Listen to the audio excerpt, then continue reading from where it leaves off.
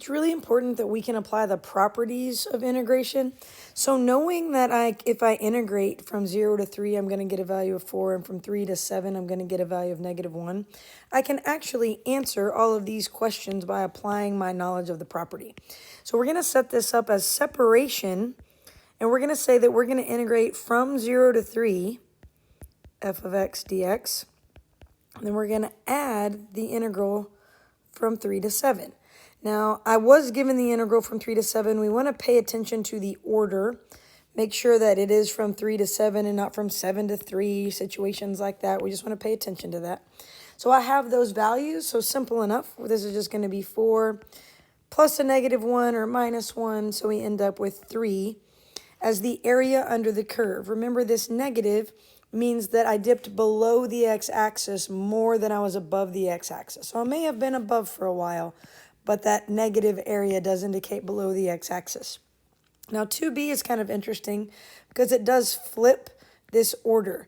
This one is very important and highly AP tested. So it's important that we know that whenever we flip the order of the definite integral, we're now going from 3 to 7, we can make this negative. So anytime you flip the order, you can make it negative. You can also move that coefficient out. Let me see if I can just slide this over here. I can move the coefficient out like so. And so now I have, let me put this f of x here. So now I have -2 times -1, which gives me a +2. So remember, anytime you flip the order of the definite integral, you do have to apply a negative. This is just the coefficient rule that says that I can move the coefficient out. Now remember, because a definite integral is the area under a curve, if I do not have a width of any kind, if I'm only going from 5 to 5, then my area is just 0. So don't make that harder than it is. Just be careful and intentional about that. This is where the majority of the mistakes are made. So we're going to say be careful with constants. Sometimes we zoom past constants and we think that we can kind of maneuver our way around them without really thinking about what's happening.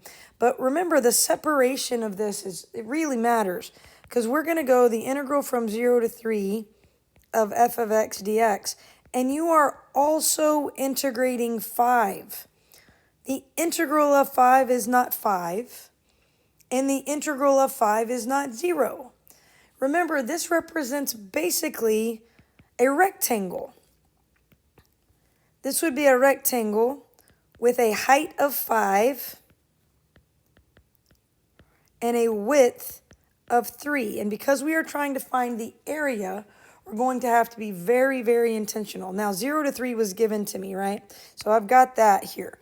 So I'm going to have 4 plus, and then the area of the rectangle is going to be 5 times 3, right? So again, this is your width, and this is your height. So you end up with 19.